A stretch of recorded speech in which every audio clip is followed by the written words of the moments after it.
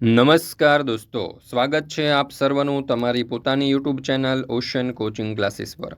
મિત્રો, આજે આપણે ધોરણ 3ની પર્યાવરણ વિષયની જે સ્વ અધ્યયન પોથી છે તે પર્યાવરણ વિષયની સ્વ અધ્યયન પોથીના ભાગ 2ની અંદર આપણને જે પાઠ નંબર 5 આપેલો છે, ઘર એક શાળાનું સચોટ અને સંપૂર્ણ સોલ્યુશન આપણે આ વિડીયોની અંદર જોવાના છીએ। મિત્રો, આપણી આ ચેનલ ઉપર ધોરણ 3ની જે સ્વ અધ્યયન પોથી છે તેના દરેક પાઠના સચોટ અને સંપૂર્ણ સોલ્યુશનના વિડીયો અને પીડીએફ મુકાઈ ચૂક્યા છે।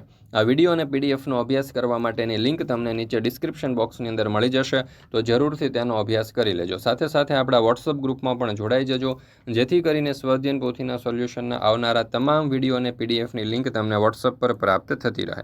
ચાલો દોસ્તો, તો શરૂ કરીએ ધોરણ 3 વિષય પર્યાવરણ, પાઠ નંબર 5, ઘર એક શાળા।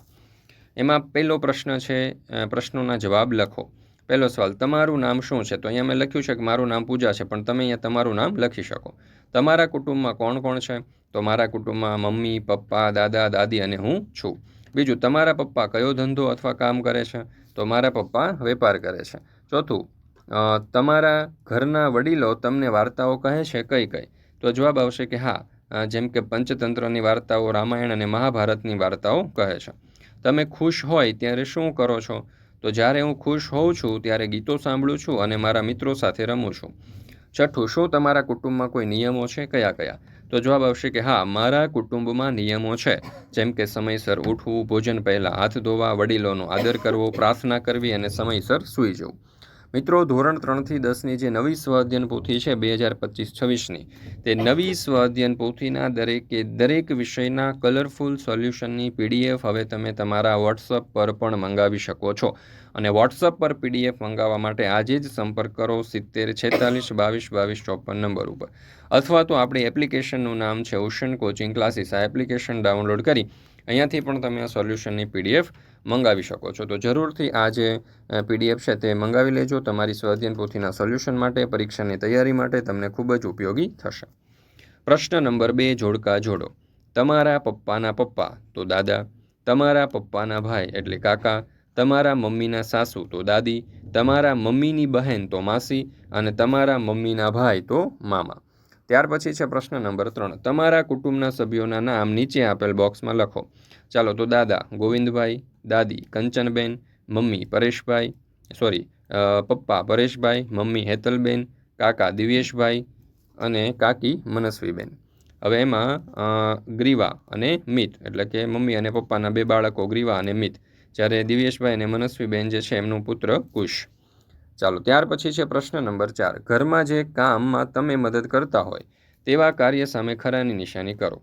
ચાલો, તો અહીંયા તમે જોઈ શકો છો કે ઘરમાં જે કામમાં હું મદદ કરું છું ત્યાં મેં ખરાની નિશાની કરેલી છે, પણ તમે જો બીજા કોઈ કામમાં મદદ કરતા હોય તો તમે બીજા કામમાં કરી શકો। જેમ કે જો મેં કરેલી છે ખેતી કામમાં, વાસણ ધોવામાં, ઘરકામમાં, કચરો વાળવામાં, પાણી ભરવામાં, બજારથી વસ્તુ લાવવામાં, પાણી પાવામાં અને પથારી પાથરવામાં।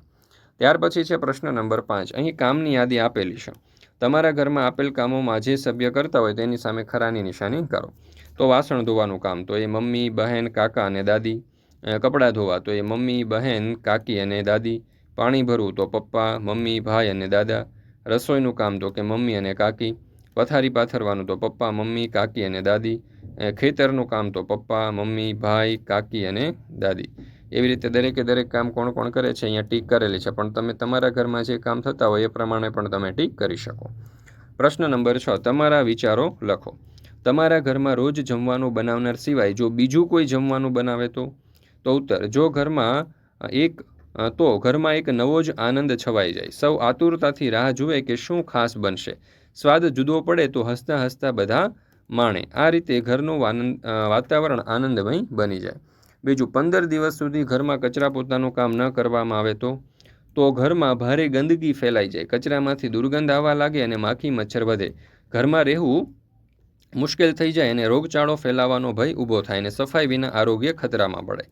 ત્રીજું, તમારું ઘર જંગલમાં કે અન્ય વેરાન વિસ્તારમાં હોય તો આસપાસ શાંતિ અને પક્ષીઓનો કલરવ, પ્રાણીઓના અવાજો અને કુદરતી સૌંદર્યનો અનુભવ થાય, પરંતુ એકાંત હોવાના કારણે થોડી ભયની લાગણી પણ થાય।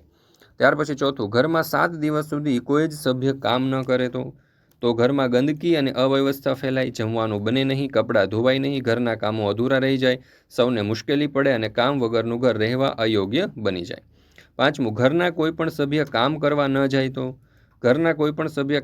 ન જાય તો ઘરમાં આવક બંધ થઈ જાય, ઘર ખર્ચ ચલાવવો મુશ્કેલ બને, ખાવા પીવાનું, ભણતર અને અન્ય જરૂરિયાતો અધૂરી રહે અને પરિવારનું સુખ શાંતિભર્યું જીવન બગડી જાય.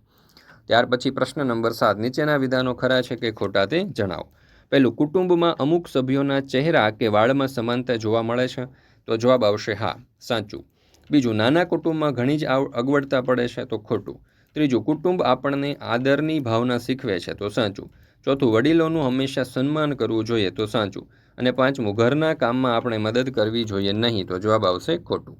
મિત્રો, ધોરણ 3થી 12ની કોઈ પણ પ્રકારની PDF અને PPT જો તમારે જોઈતી હોય તો એ તમને મળી જવાની છે ઓશન કોચિંગ ક્લાસીસ પરથી. કોઈ પણ પ્રકારની PDF અથવા તો PPT તમે WhatsApp પર પણ PDF અને PPT મેળવી શકો છો. અને WhatsApp પર PDF અને PPT મેળવવા માટે સંપર્ક કરો 70 46 22 22 54 નંબર ઉપર, અથવા તો આપણી એપ્લિકેશનનું નામ છે ઓશન કોચિંગ ક્લાસીસ. આ એપ્લિકેશન ડાઉનલોડ કરી અહીંયાથી પણ તમે આ સોલ્યુશનની PDF અથવા તો PPT મેળવી શકો છો. તો દરેક વિદ્યાર્થીઓએ અવશ્ય આ જે PDF અને PPT છે તે મેળવી અને તેનો અભ્યાસ કરી લેવો.